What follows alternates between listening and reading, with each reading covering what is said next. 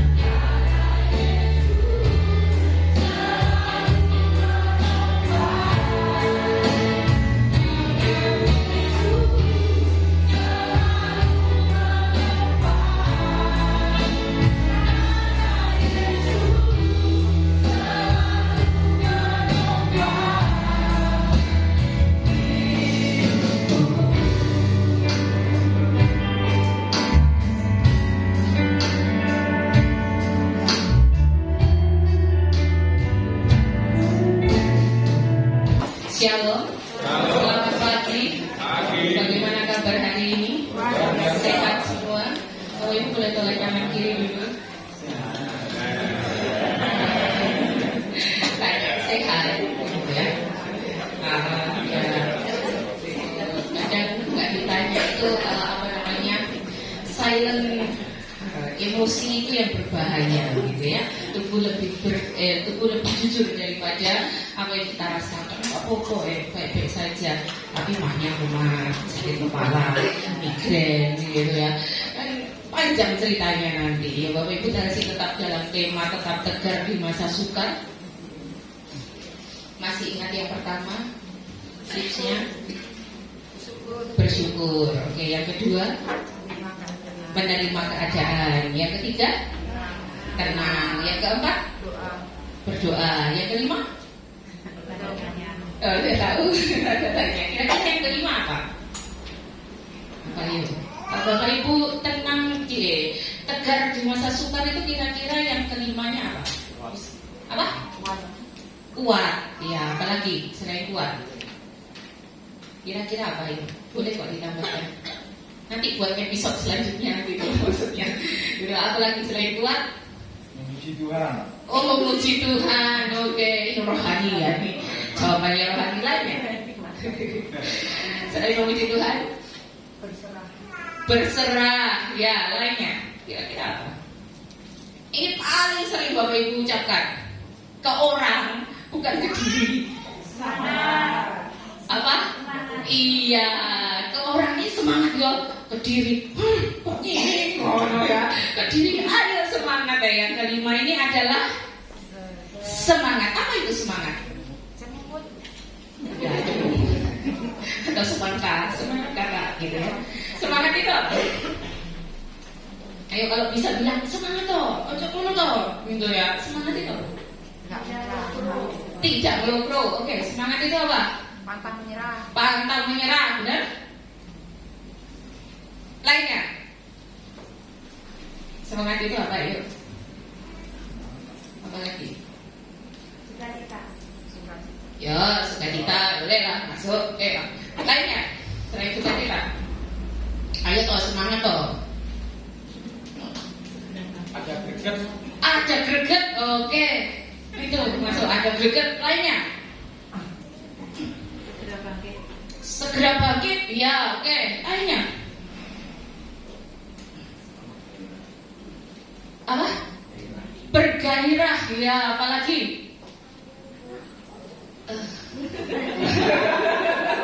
Lainnya itu saya melihat wajah-wajahnya itu tegang kabeh. Makanya saya tanya semangat itu apa gitu ya. Memang ada greget, segera bangkit, bergairah, apalagi? Antusias, apalagi? Full power, apalagi?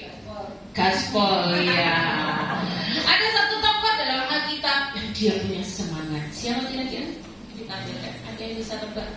Ya ini visual sekarang gitu ya. Wajah waktu itu saya juga nggak tahu, tapi ganteng ya. Nah dalam masa tua kira-kira siapa? Iya, Kaleb bin Yefune dari suku Yehuda. Ya, Kaleb bin Yefune. Ada sesuatu yang menarik Bapak Ibu ya, sudah kejawab semua namanya Kaleb. Saya ambil visualnya aja ya. Dia punya semangat yang luar biasa. Bahkan Tuhan sendiri bilang lain jiwanya. Nah, dalam bahasa Inggris dikatakan punya different spirit. Yuk kita baca semua, baca ayatnya. Bilangan pasal 14.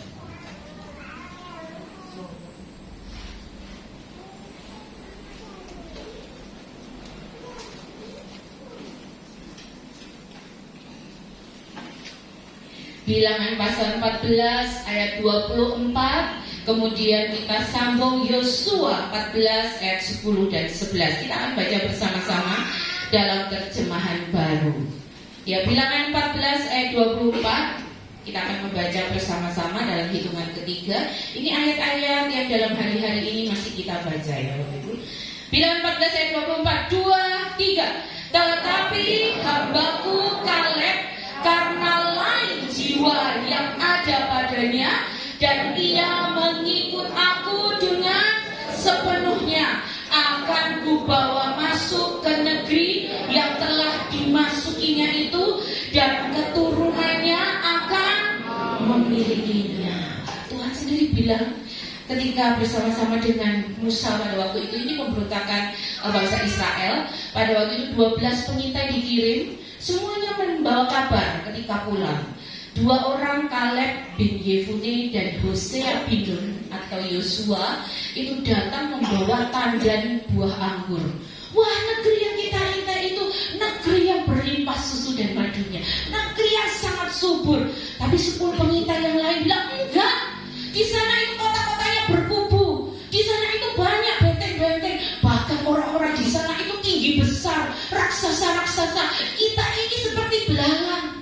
Tapi Kaleb dan Yosua, ketika bangsa itu mulai berteriak-teriak ke Musa sudah kewalahan ya.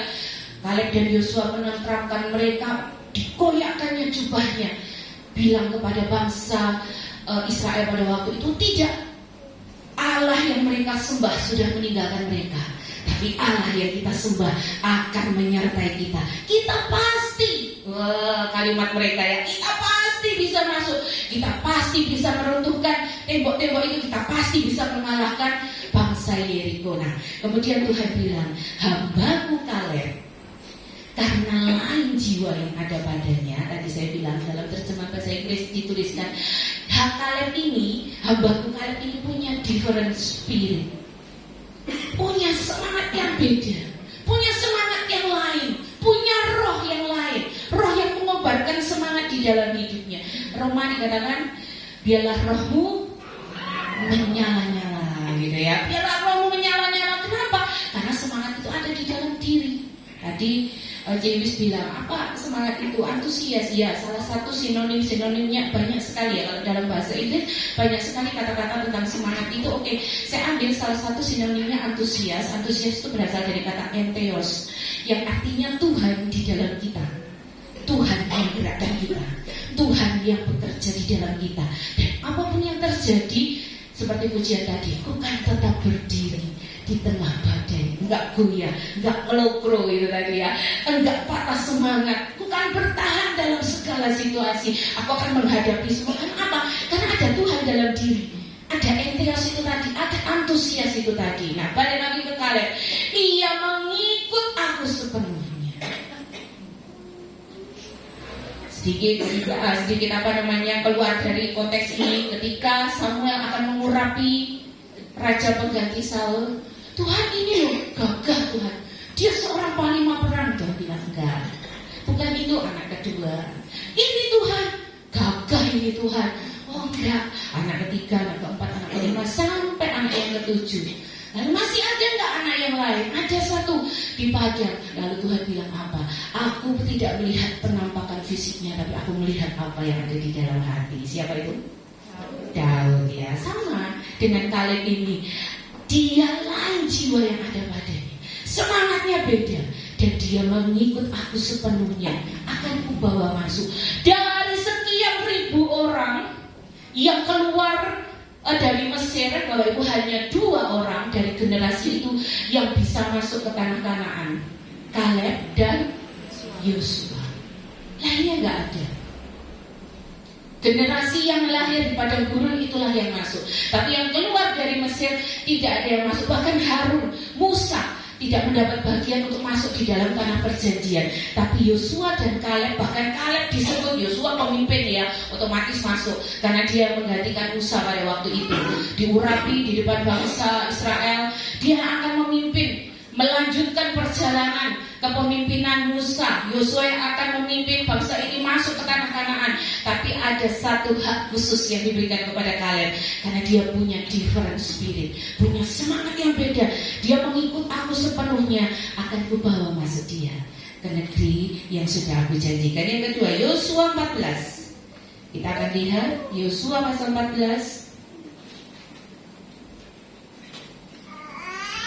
Yosua 14 ayat 10 dan ayat 11. Kita baca lagi bersama-sama. Mulai ayat 9 ya Bapak Ibu ya. Mulai ayat 9. Yosua 14 ayat 9, 10 dan 11. Kita akan baca lagi bersama-sama. 2, 3. Pada waktu itu Musa bersumpah katanya, sesungguhnya tanah yang diinjak oleh kakimu itu akan menjadi milik pusakamu dan anak-anakmu sampai selama-lamanya. Sebab engkau tetap mengikut Tuhan Allahku dengan sepenuh hati. 10. Jadi sekarang sesungguhnya Tuhan telah memelihara hidupku seperti yang dijanjikannya. Kini sudah 45 tahun lamanya sejak diucapkan Tuhan firman itu kepada Musa. Dan selama itu orang Israel mengembara di padang gurun. Jadi sekarang telah berumur 85 tahun aku hari ini. Pada waktu ini aku masih sama kuat seperti pada waktu aku disuruh Musa. Seperti kekuatanku pada waktu itu, demikianlah kekuatanku sekarang untuk berperang dan untuk keluar masuk. Iya. Pada waktu Musa mengutus pengintai ini, rupanya kalian berumur 40 tahun, kurang lebih umurnya segitu. Pada masa itu masih sangat muda ya Bapak Ibu ya, karena mereka usianya di atas 100, masih muda belia gitu ya, masih muda belia. Tapi kalian ini salah satu orang yang juga mengimani janji Tuhan.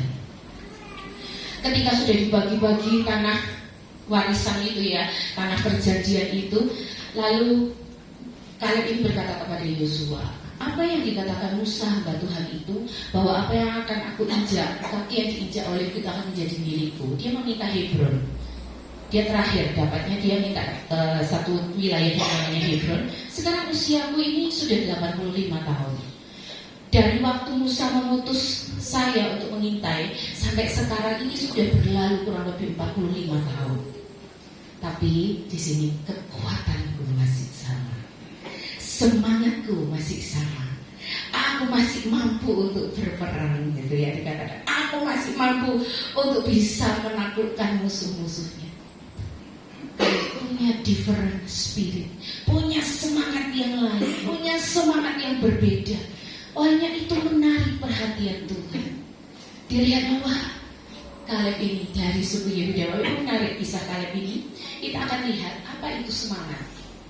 Ada 3 hal yang akan saya sampaikan, dan nanti saya akan tutup dengan fun fact lagi ya, dengan sesuatu yang menarik supaya apa? Supaya kita bisa bersemangat di dalam menjalani kehidupan. Dalam tubuh kita juga ada tombol semangat, gitu ya. Kalau tombol tenang kemarin satu kata apa aja? Oh iya, itu tombol. Ini nanti nggak ada kata-katanya, tapi kita punya tombol semangat lagi. Nah, Tuhan itu luar biasa ya. Tuhan itu luar biasa kayak tadi. Betapa hebat, betapa kuat dahsyatnya Allah kita.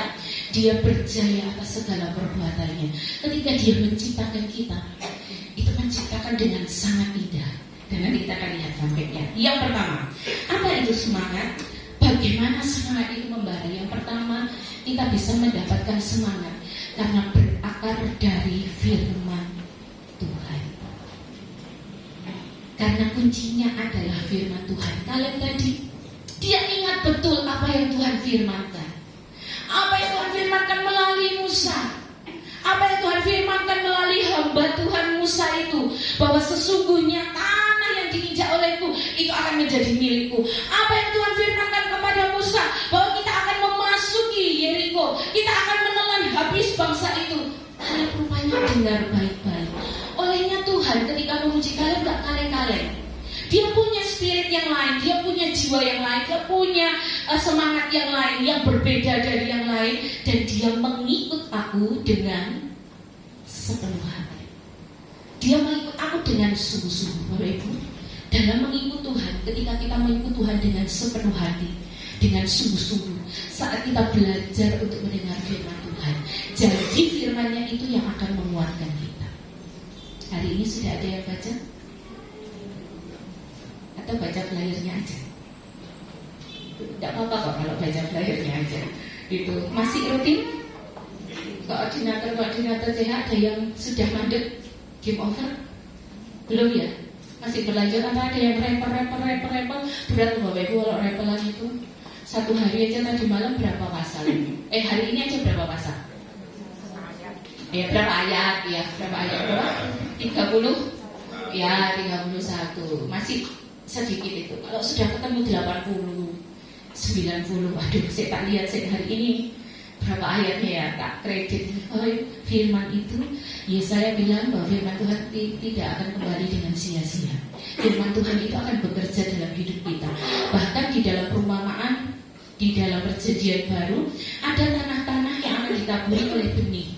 Ada tanah berbatu-batu, ada pinggir jalan, ada tanah yang penuh semak duri, tapi ada tanah yang baik. Tanah yang baik ini tidak akan mengkhianati hasil. Dia akan berbuah sekian kali lipat, sekian kali lipat, sekian kali lipat. Nah, firman Tuhan yang kita dengar itu akan menumbuhkan semangat kita. Sama dengan apa yang dialami oleh Kaleb dahulu kala. Pada waktu itu belum ada firman secara tertulis. Belum ada, tulisan-tulisannya hanya sepenggal-sepenggal. Mereka-mereka yang dikaruniai untuk menulis itu mereka yang akan menulis. Dan Musa juga pada waktu itu hanya Taurat aja yang boleh didengar oleh bangsa Israel. Masih belum utuh sampai sekarang, Pak. Saya kapan hari menyampaikan tentang bagaimana firman Tuhan. Kenapa ada 66 pasal?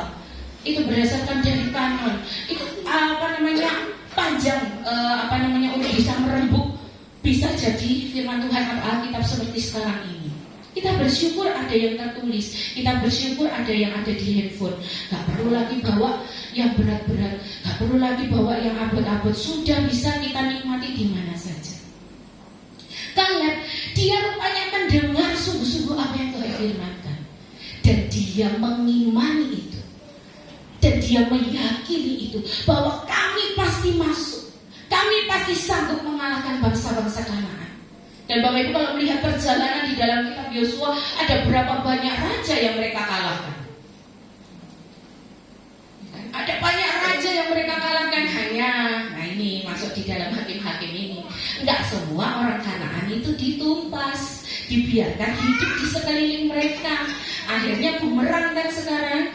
Mereka mulai menarik kepada dewa-dewa mereka. Ketika bangsa Israel mulai jauh dari Tuhan, Tuhan mendatangkan malapetaka. Lalu mereka berseru dengan sedih, bangkitlah hakim, gitu ya. Ketika hakim ini boleh memimpin 40 tahun, 80 tahun, mereka aman tentram. Tapi ketika hakim itu mati, balik lagi ke hal yang jahat. Tapi hari ini kita baca ya, Tuhan mengizinkan itu untuk mencobai bangsa Israel. Apakah mereka sungguh-sungguh dengar firman, mereka sungguh-sungguh taat kepada Tuhan atau enggak? Nah, si Kaleb ini lain. Ternyata dia berbeda dari kebanyakan bangsa Israel pada waktu itu. Karena dia mengikut aku dengan sepenuhnya. Dia mengikut aku dengan sungguh-sungguh. Dia mengikut aku dengan segenap hati. Olehnya dari mengikut Tuhan dengan sepenuh hati, dari mendengar firman Tuhan, dari menyimpan firman Tuhan, dari mengimani janji Tuhan, muncullah yang dinamakan different spirit itu. Muncullah yang dinamakan semangat yang lain. Ada semangat. Apakah kalian gak mengalami jatuh bangun? Pasti. Dia juga manusia seperti kita.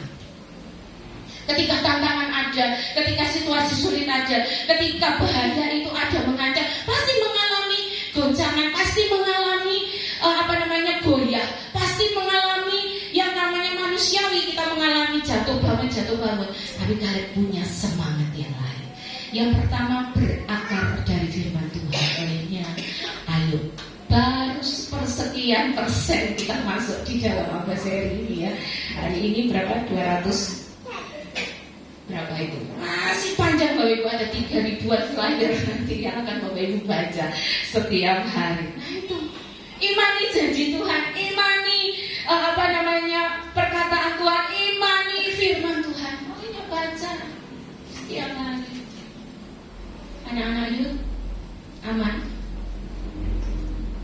Ya itu saya sempat pesannya minggu lalu, harus ada yang jadi hukum Taurat di rumah. Yang satunya dikasih karunia, ya wis enggak apa-apa, wis kesel. Enggak, harus wajib. Gitu, ya. Harus wajib, baca dulu. Harus baca dulu. Baca bukan hanya sekedar baca, tapi dengar baik-baik, tapi imani firman itu. Yang pertama berakar pada firman Tuhan. Yang kedua, semangat itu apa? Semangat itu bagaimana?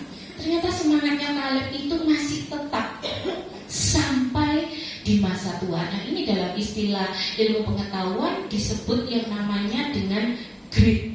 Nah gitu ya. Ini yang disebut dengan grit. Berapa waktu yang lalu saya sempat sampaikan dalam ibadah wanita atau orang tua ya. Waktu itu yang disamakan yang dinamakan dengan grit. Grit ini adalah semangat yang stabil. Grit ini adalah semangat yang tidak punah atau tidak habis atau tidak goyah atau tidak hilang ketika menghadapi tantangan. Grit ini adalah semangat yang diimbangi dengan ketekunan. Nah, ini yang dewasa ini anak-anak kita belum punya. Masih kurang istilahnya, presentasinya masih kurang. Kenapa? Ketika menghadapi tantangan, ngelokro. Ketika menghadapi bahaya, harus mundur dulu. Gak bisa aku. Nah, gitu ya, ada di zona nyaman. Ketika menghadapi satu situasi yang sulit, sudah nyerah. Nah, ini gritnya kurang. Makanya generasi ini disebut generasi stroberi. Saya nggak menyangkal. Memang itu realita yang ada. Bahkan mungkin Matthew pun juga punya kayak gitu ya. Gak iso mah, ini nggak anu mah. Apa nggak iso mesti kayak gitu nih ya. Apa nggak bisa? Belajar dulu, lihat dulu. Nah, harus punya grit ini adalah semangat. Nah, kita ini yang kurang. Standarisasi kita, standarisasi yang dipakai itu adalah sekarang sosial media dan juga nilai, numerik, angka. Tapi Bapak Ibu, kita mengajarkan kepada generasi yang sekarang bagaimana ketika mereka menghadapi tantangan. Olehnya AQ, nah saya katakan itu ya, AQ. Itu harus ditanamkan pada anak sekarang. Nilai kurang, gak apa-apa guys. Apa penyebabnya itu apa? Cari solusi. Apakah kamu nggak belajar atau yang kamu pelajari itu nggak keluar? Nah, itu harus dicari solusi. Terkadang mereka takut karena nilai itu jelek, nanti mama marah, nanti apa, langsung down. Nah, down ini yang nggak boleh. Jadi grit itu adalah semangat yang tetap stabil. Rupanya Kaleb ini punya ini. Tadi saya bilang apakah Kaleb nggak mengalami jatuh bangun? Firman Tuhan memang nggak menulis, tapi sebagai manusia sama seperti kita pasti mengalami up down. Cuman tadi ayat yang kita baca dikatakan bahwa sekarang usiaku 85 tahun, pada waktu ini aku masih sama kuat. Kalau saya boleh pakai kata-kata saya, pada waktu ini semangatku masih sama, pada waktu ini kekuatanku masih sama, pada waktu ini gairahku masih sama seperti aku disuruh Musa. Waktu aku disuruh Musa, seperti kekuatanku pada waktu itu, demikianlah kekuatanku sekarang untuk berperang. Bukan hanya untuk hidup loh Bapak Ibu, tapi untuk berperang dan untuk keluar masuk. Nah, kenapa Kaleb ini minta Hebron? Dan kenapa di bagian akhir ada satu catatan sejarah menuliskan bahwa mungkin bagian ini adalah bagian yang paling sulit untuk ditaklukkan. Dan Kaleb berani untuk maju. Dan Kaleb berani siap untuk berperang mengalahkan itu, mengalahkan orang-orang yang ada di sana. Berani untuk masuk ke dalam wilayah itu. Nah, ini yang dinamakan semangat. Di masa muda sampai di masa tua tetap. Di masa muda sampai di masa tua semangatnya masih membara. Mazmur 84. Semakin hari semakin kuat, semakin lama semakin kuat hendak menghadap Tuhan ke Sion. Hats. Nah, dia disebut hats. Jadi pada waktu itu Yerusalem menjadi pusat peribadatan. Nah, mereka bangsa-bangsa itu tersebar. Biasanya 1 tahun 3 kali mereka harus hadir di dalam bait suci itu. Mereka harus menempuh perjalanan yang jauh. Itu bukan perjalanan yang singkat, tapi perjalanan yang sangat lama. Olehnya ketika mereka harus membawa korban, dijaga baik-baik itu kambing, sapi, lembu, dombanya supaya nggak luka, nggak cacat. Sehingga ketika dikorbankan itu dalam keadaan tidak bercacat bercela. Mereka menempuh perjalanan yang panjang Bapak Ibu. Tapi dikatakan Mazmur 84 itu semakin lama, semakin kuat, semakin tua, semakin membara semangatnya. Sama dengan Tridi, semakin kuat, tetap semangat. Bukan karena faktor situasi, tetapi karena ada Tuhan di dalam dirinya yang menggerakkan dia untuk terus hidup, yang menggerakkan dia untuk terus bergerak.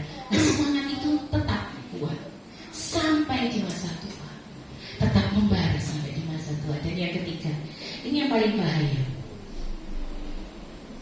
Nah, semangat itu menular. Benar atau benar? Bapak Ibu ketemu dengan orang yang lagi cemberut, pasti langsung meluk-meluk kan? Wah sih, iya.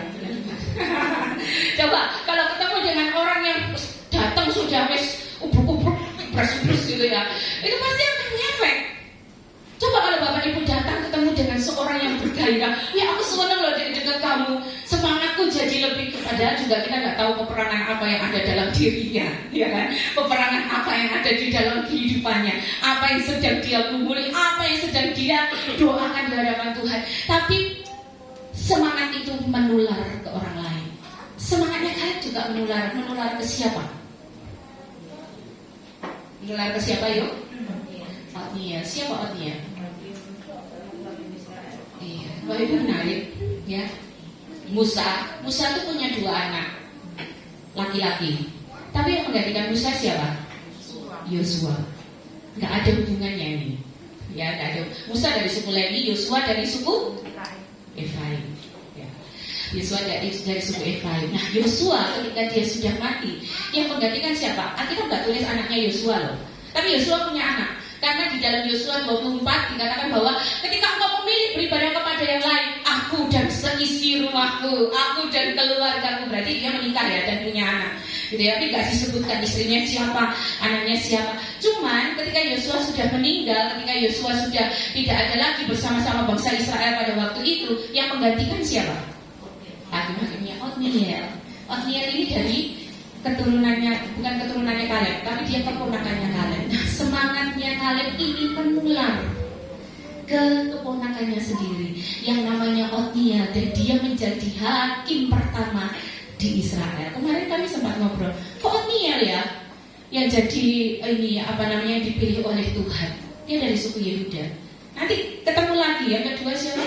Setelah Otniel, Ehud pakai kidal tangan kiri. Setelah Ehud yang tadi saya tuliskan, Samgar mengalahkan 600 orang Filistin dengan tongkat penghalau lembu. Menular ke Otniel. Yuk kita baca di dalam Hakim-hakim pasal 1 ayat 12 dan 13. Hakim-hakim pasal 1 ayat 12 dan 13. Kita akan baca bersama-sama lagi ya. Hakim-hakim 1 ayat 12 dan 13. 2, 3. Berkatalah Kaleb, siapa yang mengalahkan? Kepadanya akan kuberikan Aksa anakku menjadi istrinya. Dan Otniel anak Kenas adik Kaleb merebut kota itu. Lalu Kaleb memberikan Aksa anaknya kepadanya menjadi istrinya. Ya, dan Otniel merebut kota itu. Siapa yang bisa mengalahkan dan merebut Kiryat Sefer? Siapa yang bisa mengalahkan kota itu? Nanti aku akan memberikan anak perempuanku kepadanya. Dan ternyata keponakannya sendiri. Ponakannya bernama Otniel. Otniel ini nanti menjadi hakim pertama di Israel. Menarik, berkuasalah Roh Allah dalam hidup Otniel. Wah, gitu ya. Berkuasalah Roh Allah. Dan ketika Otniel berhasil mengalahkan musuh-musuhnya pada waktu itu, aman tentram selama, baru kemarinnya kita baca, aman tentramnya atau tadi pagi, selama 40 tahun. Ya, mereka menikmati keamanan, ketentraman. Nah, rupanya semangat ini menular, Bapak Ibu. Olehnya ketika Bapak Ibu ingin berjumpa dengan orang, regulasi emosi dulu, supaya emosi-emosi yang dirasakan yang negatif itu nggak menular ke orang lain. Menular loh, apalagi orang yang punya sensitif perasaan gitu, dengan melihat wajah aja, wah ini sedang tidak baik-baik aja gitu. Saya kemarin ngomong dengan Citin, ya kemarin kita ada gathering guru ya, saya ngomong, wah Cik, saya senang loh lihat Citin malam ini, tak bilang gitu, tak sebut aja gak apa-apa, karena tersenyum, semangat gitu ya, banyak cerita dia gitu ya, saya senang lihat semangatnya gitu, dan itu menular, otomatis ngefek ke saya juga. Jadi Bapak Ibu kalau ingin berjumpa dengan orang, ayo diatur dulu, ditoto dulu. Nah, karena apa? Karena emosi itu akan menularnya dahsyat loh Bapak Ibu. Nularnya gini, misalnya saya pakai contoh saya Pak Sen dan Matthew aja ya. Misalnya saya lagi emosi ke Pak Sen, Matthew ini bisa krosok gitu. Matthew ini bisa krosok. Jadi orang ketiga, orang keempat yang tidak bersinggungan langsung dengan kita, itu bakal berasa. Bahkan kalau Bapak Ibu cek sedang tidak baik-baik saja, itu kalau orang peka bisa krosok, kok nggak kayak biasanya ya, kok nggak kayak biasanya, ada apa ini? Nah, itu semangat ini menular. Jadi kalau kita punya semangat Tuhan dalam diri kita, dan kita punya semangat, ayo kita tularkan kepada yang lain. Sehingga ketika orang berjumpa dengan kita, nggak melokro, tapi jadinya makin semangat. Walaupun masalah belum selesai, walaupun pikiran masih berkecamuk, tapi semangatnya itu bisa kita tularkan kepada orang lain. Bahkan melalui senyum dulu sekarang. Boh hatinya dia, tapi senyumlah kepada kanan kirinya dulu. Nah, gitu ya. Kalau dilihat siapa tahu senyum Bapak Ibu mengubah dunianya. Mengubah dunia teman-teman di sekitar kita. Nah, jadi yang pertama, semangat itu bersumber berakar dari firman Allah. Yang kedua, semangat itu harus tetap membara sampai masa tua. Tetap ada masa tuanya. Dan yang ketiga, hati-hati. Semangat itu menular. Yuk baca ayat-ayatnya dulu sebelum kita masuk fun fact. Amsal 17 ayat 22. Kaum pria semuanya, gak usah berdiri. Amsal pasal 17 ayat yang gak asing ini. Amsal 17 ayat 22. Sekarang kaum pria semuanya, yang tua, yang muda, besar, kecil, baca ayat ini. Amsal 17 ayat 22. 2, 3. Hati yang gembira adalah obat yang manjur, tetapi semangat yang patah memberikan buah. Hati yang gembira, obat yang Manjur. bukan ecek-ecek loh. Firman Tuhan tuliskan obat yang manjur. Manjur. Tapi semangat yang patah memberikan buah. Nggak bisa dibuat bergerak. Osteoporosis dini gitu ya. Tapi iya, nggak bisa dibuat bergerak ya coba.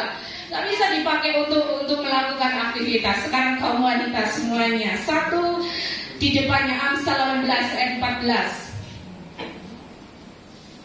Amsal 18 ayat 14. Maju satu lembar ya. Amsal 18 ayat 14. 2, 3. Orang yang bersemangat dapat menanggung, tetapi siapa akan memulihkan semangat yang patah? Aku sedang tidak baik-baik saja. Siapa yang dapat memulihkan semangatku? Ya kamu sendiri gitu ya. Siapa yang dapat memulihkan semangat kita? Ya kita sendiri. Orang yang bersemangat dapat menanggung. Tapi ditanya, ternyata semangat itu ngefek segitu besarnya. Di tengah tekanan, di tengah situasi yang sulit, orang yang bersemangat itu masih dapat menanggung penderitaan. Tapi kalau semangat itu sudah patah, siapa yang mampu memulihkan? Motivator sekeren apapun, semahal apapun, kita ikut seminar semahal apapun, nggak mampu untuk mengobati semangat yang patah. Itu nggak ada obatnya. Obatnya tadi Amsal 11 ayat 22, hati yang gembira. Hati yang gembira adalah obat yang manjur. Kali ini baca bersama-sama Yesaya 40 ayat 29. Bareng-bareng kita baca.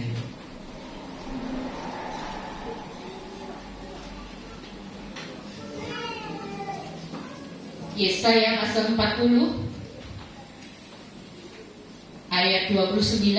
Kita baca dalam hitungan ketiga. 2, 3. Dia memberi kekuatan kepada yang lelah dan menambah semangat kepada yang tiada berdaya. Dia itu siapa? Tuhan. Iya, kalau kita menantikan Tuhan, kita dengar firman Tuhan, kita berseru kepada Tuhan, dia akan menambahkan semangat. Karena itu tadi loh, enteos itu loh. Tuhan, teos apa? Tuhan itu ada di dalam kehidupan kita.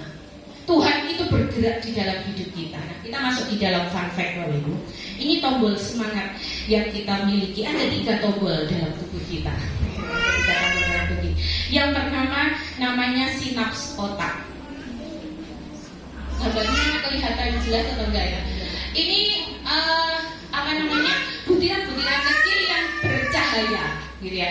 Butiran-butiran kecil yang bersinar sesaat aja, nggak kelihatan, kita nggak bisa lihat. Bapak Ibu masih mulai kanan kiri nggak bisa, itu ada di dalam otak kita. Nah, sinaps ini terjadi ketika 2 neuron. Minggu lalu kita belajar tentang neuroplastik, 2 minggu lalu, neuroplastisitas. Jadi syaraf-syaraf yang bisa fleksibel, bisa membentuk jalur baru. Nah, ketika 2 neuron, 2 syaraf ini itu bertemu, gitu. Titik pertemuan itu dinamakan sinaps di otak. Dan itu biasanya menurut penelitian para mereka-mereka ahli-ahli di dalam medis itu akan akan memancarkan sinar sedikit, gitu. Akan memancarkan sinar kecil. Nah, sinaps ini membangun jalur baru itu, yang plastisitas itu, untuk memutuskan, ketika kita memutuskan untuk tidak menyerah. Saat kita memutuskan untuk bersemangat, ada neuron-neuron baru yang terbentuk. Nah, pertemuan-pertemuan itu dinamakan sinaps otak, gitu. Dan itu memunculkan sedikit cahaya, gitu ya. Jadi Bapak Ibu kalau membayangkan di dalam otak Bapak Ibu, kalau Bapak Ibu bersemangat, itu akan ada cahaya-cahaya kecil yang menerangi otak kita. Olehnya kalau melopro, otak kita burn-out kan, betul, berisik kan. Nah itu yang neuron-neuron yang berbahaya itu. Tapi kalau kita bersemangat, otak kita celing. Kita bisa mikir ide baru, kita bisa mikir sesuatu yang baik, kita bisa mikir sesuatu yang hebat, kita bisa memikir sesuatu yang luar biasa. Nah, cahaya ini atau percikan kecil ini itu tidak bersuara. Enggak terus tiba-tiba pasti itu goyang otak kita, enggak Bapak Ibu, itu enggak terasa gitu ya, enggak terasa, tapi itu memberikan support bagi tubuh kita sebagai bentuk memberikan semangat. Jadi kalau Bapak Ibu memilih untuk tidak menyerah hari ini dengan berbagai macam hal yang terjadi, saya nggak ngerti ya, tapi dari baca Bapak Ibu itu menyiratkan sebuah makna gitu. Tak lihat di satu-satu tadi. Bapak Ibu hari ini memilih untuk tidak menyerah, percayalah di dalam otak ini ada percikan-percikan kecil ini loh, yang menjadi support system buat kita. Itu yang pertama, tombolnya. Intinya tidak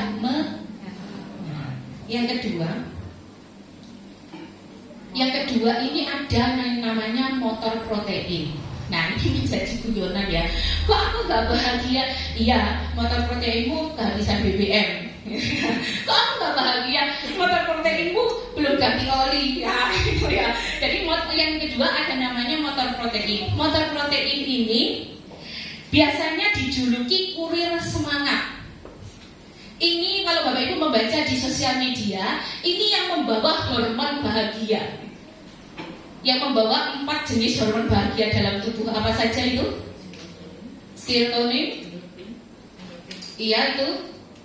Nanti lihat deh, ada 4 hormon bahagia dalam tubuh. Nah itu cara nge-hacknya bagaimana, itu macam-macam. Nah ketika kita bahagia, ketika kita itu semangat, itu ternyata ada motor protein.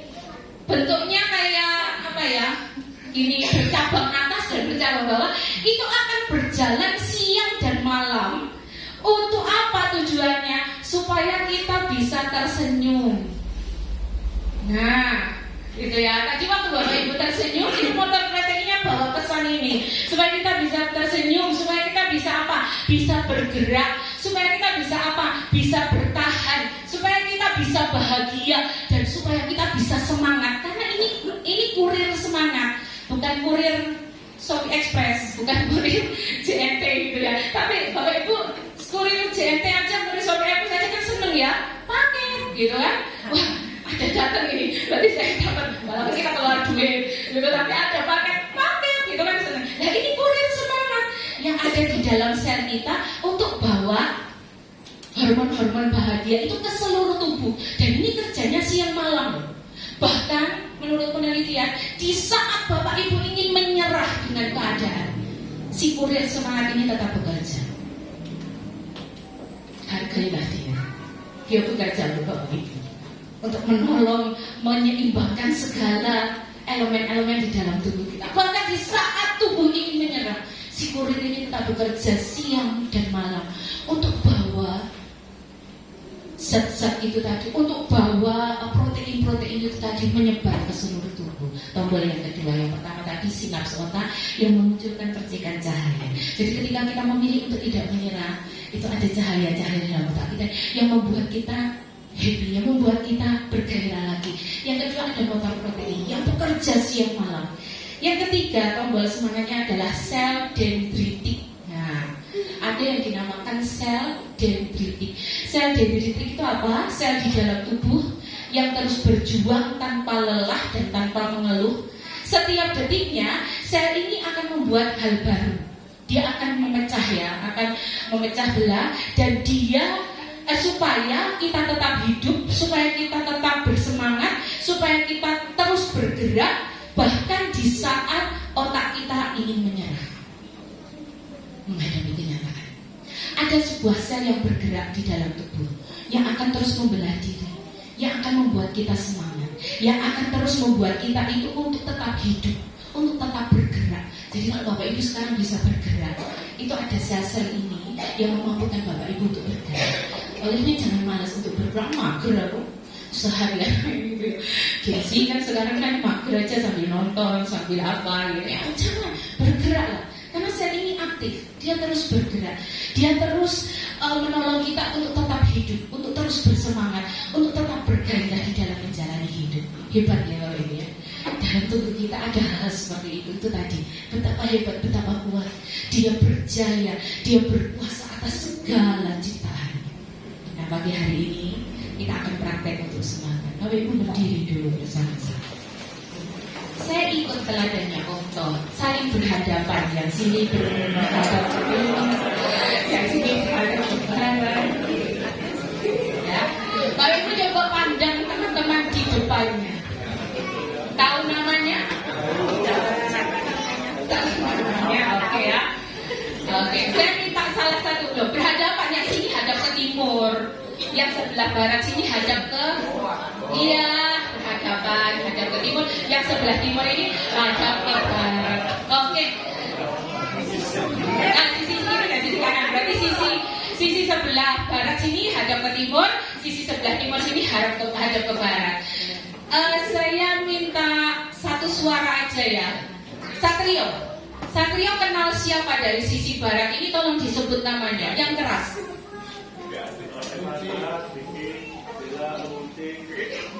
Oke, yang tua, yang om tante. Ayo, siapa? Opa Korea. Oke, siapa lagi yang kenal?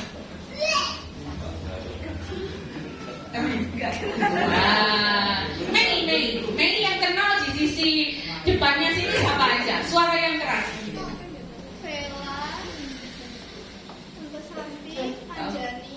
Yang lainnya, yang tante Om. Ya tante Om. Oh, terus. Mbak Dean. Oh, Mbak sih. Mbak. Tante.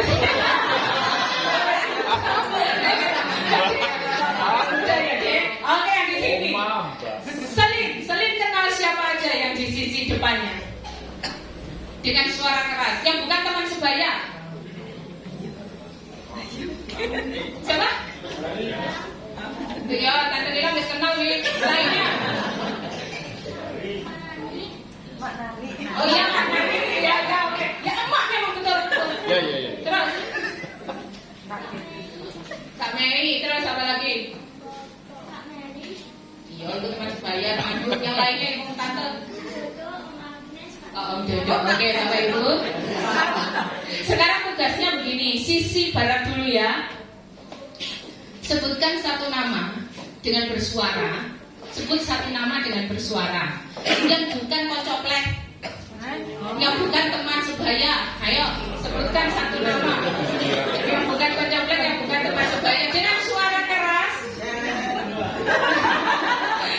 Misalnya Bu Ningrum gitu ya, buanter gitu ya. Semangat ya. Nah, gitu ya. Oke, yang bukan kocoplek, yang bukan teman sebaya, yang bukan teman agent, yang bukan teman BL, yang bukan teman singer, yang bukan teman main musik. Itu yang lainnya. Oke, disebutkan namanya, nanti saya tanya sisi yang sebelah timur dengar apa enggak namanya disebut. Oke, sudah dipikirkan satu nama, termasuk yang belakang-belakang loh ya. Om Tol, Cak Es, Pak Sugiono juga, bukan yang deretan depan, semuanya. Mbak Nur, Pak Selamat, semua sebut Diki, semua nyebut sama Mbak Siswi. Nah, itu semua nyebut ya. Oke, sekarang hitungan ketiga. Nanti saya hitung. Sebutkan namanya, terus bilang semangat ya. Yang di sini nanti saya tanya dengeran Anda. 1, 2, 3.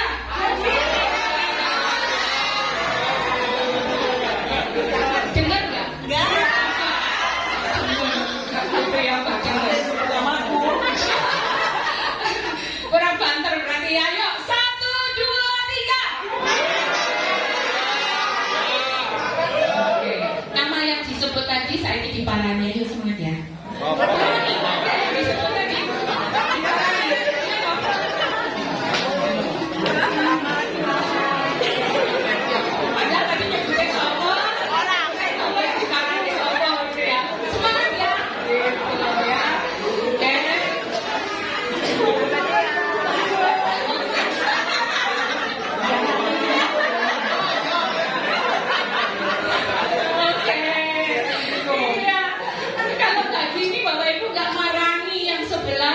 timur. Sekarang sebelah timur. Silakan satu nama. Buantar kayak jemput ya. Gak boleh mamai, gak boleh mamai, gak boleh papai. Ayo, gak boleh mamai, gak boleh papai, harus orang lain. Sebutkan satu nama yang buantar.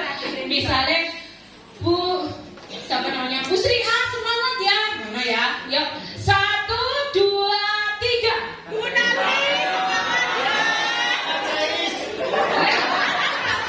dengar gak Bapak Ibu? Gak, kurang banter berarti. Tadi suaranya lebih banter ya. 2, 3.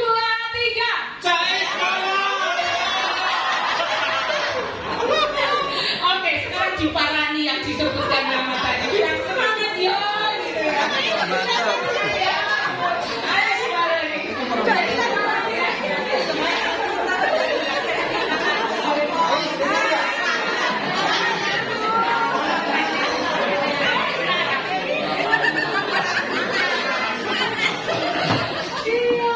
Bapak Ibu kalau nggak gini silakan duduk kembali. Serangga, semangat. Kalau nggak begini Bapak Ibu ya, nggak saling kenal satu dengan yang lain. Yang dikenal ya cuma itu toh.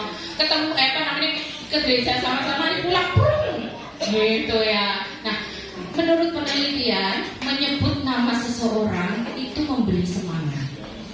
Jadi kalau Bapak Ibu sekarang salaman gitu ya, Mbah Joyo, nah, Mas Johan, nah gitu ya, sama lagi Tante Yati lah disebutkan ya. Tadi ada 3 tante-tante di luar ya, Tante Selamat, Tante In, Tante Nani ya, tante selamat pagi ya. Sebut namanya, menyebut nama seseorang itu memberikan semangat, memberikan gairah, memberikan harapan baru gitu ya, supaya kita terus berjalan. Ingat 3 tombol tadi. Yang pertama sinaps otak ya, yang kedua ada motor protein, yang ketiga tadi ada sel dendritik ya, itu yang akan bekerja memberikan kita semangat. Ayat terakhir Mazmur 138 ayat 3. Kita akan baca dulu, kemudian saya tampilkan baca dalam firman Allah yang hidup. Mazmur 138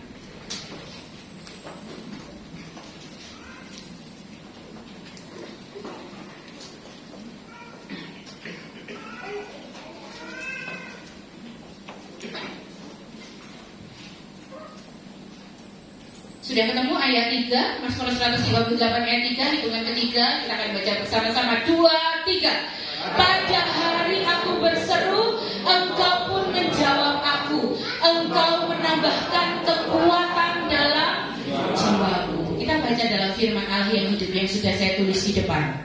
Mazmur 138 ayat 3, versi firman Allah yang hidup. 2, 3. Pada waktu aku berdoa, Engkau menjawab aku dan memberi aku kekuatan yang kuperlukan dalam jiwaku. Hebatnya. Amin. Allah memberikan kekuatan, Allah memberikan semangat dalam jiwa kita. Terakhir tepuk kanan kirinya, ayo semangat ya. Semangat ya. Jalan kehidupan. Apapun yang terjadi, semangat ya.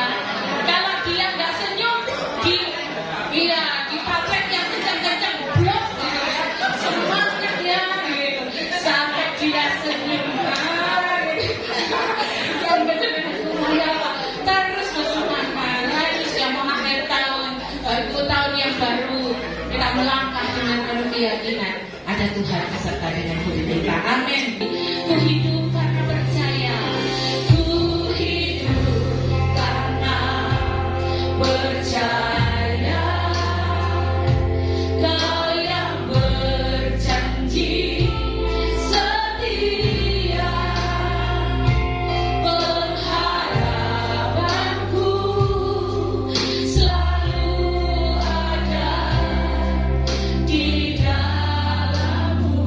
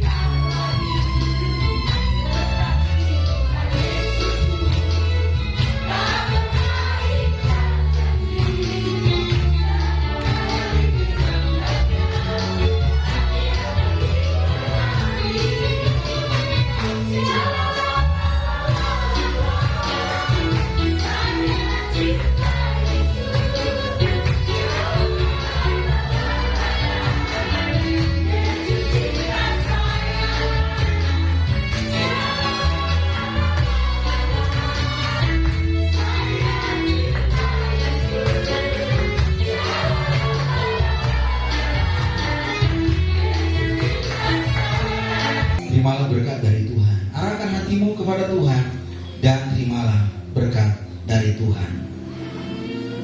Kasih karunia dan damai sejahtera yang berlimpah-limpah dari Allah Bapa di surga, kasih sayang dan cinta dari Tuhan kita Yesus Kristus, serta pertolongan, penghiburan, kekuatan dari Roh Kudus menyertai kita semua, mulai saat pagi hari ini dan sampai Maranatha Tuhan Yesus datang kembali. Bapa, terima kasih. Bapa,